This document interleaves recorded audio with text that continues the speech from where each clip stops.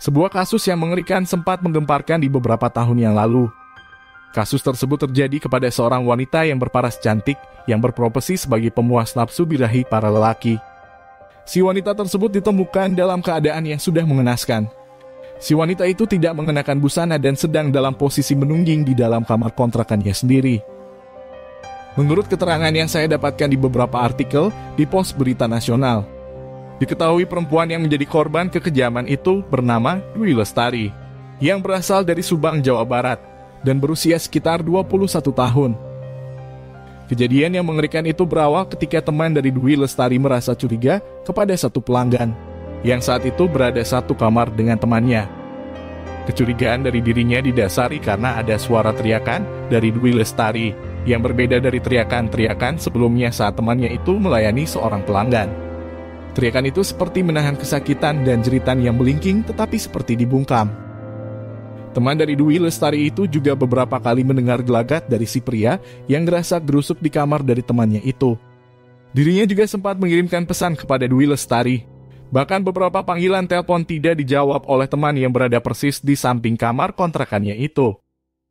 Seketika itu dirinya kemudian melaporkan kepada penjaga kontrakan untuk mengecek keberadaan Dwi Lestari di dalam kamarnya.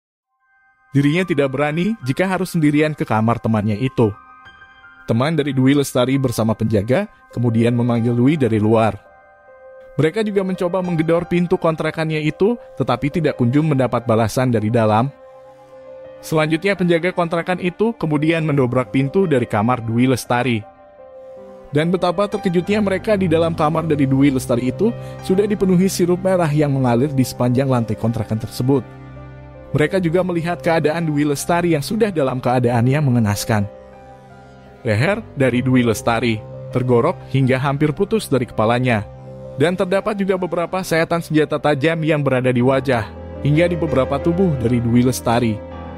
Melihat kejadian yang mengerikan itu, mereka selanjutnya melaporkan ke pihak instansi terdekat dari tempat kontrakannya itu. Dan sekitar kurang lebih 1 jam kemudian, pihak terkait akhirnya datang ke lokasi kejadian. Mereka kemudian mengamankan tempat itu dan membawa tubuh dari Dwi Lestari untuk selanjutnya dilakukan penyelidikan lebih lanjut. Menurut keterangan keluarga dari Dwi Lestari, mereka tidak mengetahui bahwa anaknya bekerja sebagai pekerja pemuas nafsu birahi para lelaki. Saat itu anaknya berpamitan kepada mereka untuk pergi bekerja di suatu daerah di Denpasar, Bali. Mereka juga sangat terkejut saat mengetahui anaknya sudah dalam keadaan yang mengenaskan. Terlebih kejadian tersebut terjadi sebab dari akibat pekerjaan dari anaknya itu. Pihak kepolisian kemudian melakukan penyelidikan lebih lanjut. Kontrakan yang ditempati oleh Dwi Lestari juga akhirnya ditutup. Dan para penghuni dihimbau untuk pergi dari kontrakan tersebut. Diketahui bahwa kontrakan itu digunakan ke arah hal-hal yang negatif dan hampir separuh penghuninya adalah seorang pekerja pemuas birahi para lelaki. Setelah melakukan penyelidikan lebih mendalam, pihak terkait akhirnya menemukan sisi terang atas kasus kejadian itu. Dari sebuah rekaman CCTV di dalam kontrakan yang berlantai 2 tersebut, terdapat satu orang yang diduga adalah pelaku, yang sedang menaiki tangga, memakai baju merah dan mengenakan sebuah helm ojek online. Pihak kepolisian kemudian melakukan pengejaran terhadap terduga pelaku, seorang pria yang berada di dalam kamera CCTV tersebut. Sekitar 1 bulan kemudian, kasus yang terjadi pada Dwi Lestari akhirnya berada pada puncaknya.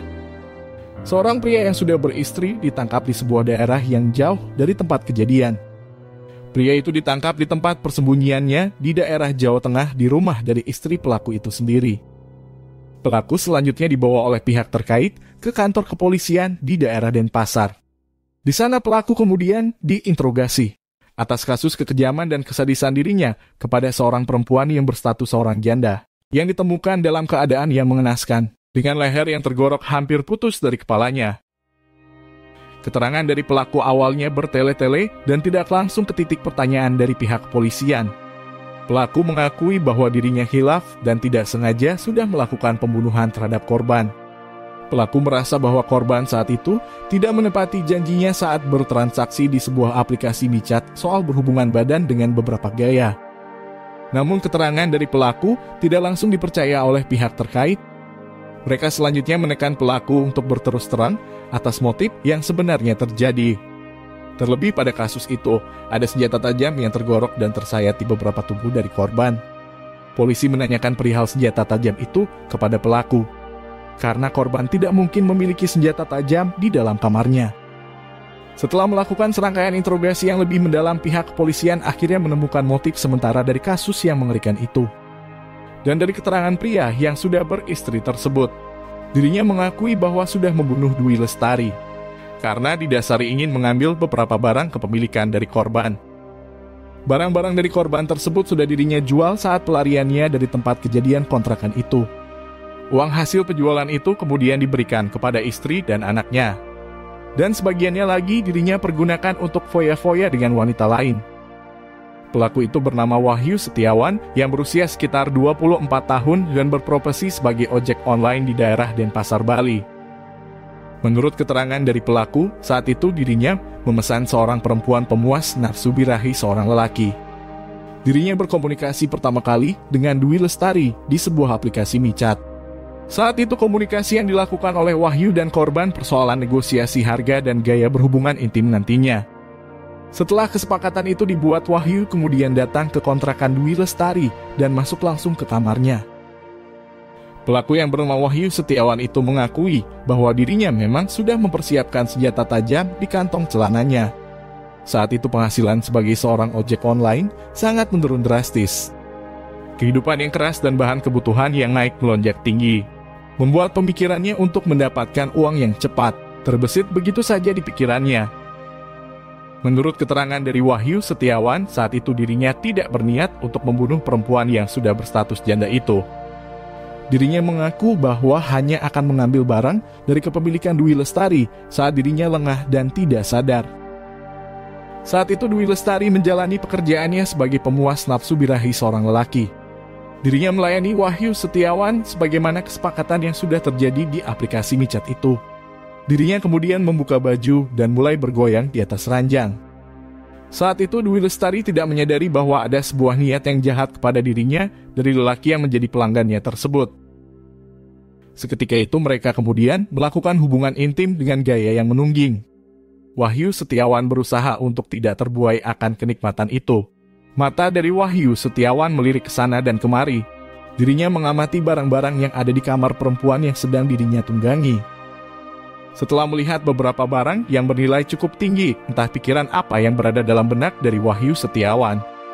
Dirinya kemudian mengambil sebilah pisau kerambit yang sebelumnya sudah dirinya persiapkan. Wahyu Setiawan seketika memegang leher dari perempuan itu dan tidak lama kemudian mulai menggorok pisau itu ke leher dari Dwi Lestari. Dwi Lestari kemudian berusaha berteriak dengan keras, dirinya tidak menyangka ada sebuah pisau yang sudah menyentuh kulit lehernya itu. Saat itu Dwi Lestari mencoba untuk melakukan perlawanan.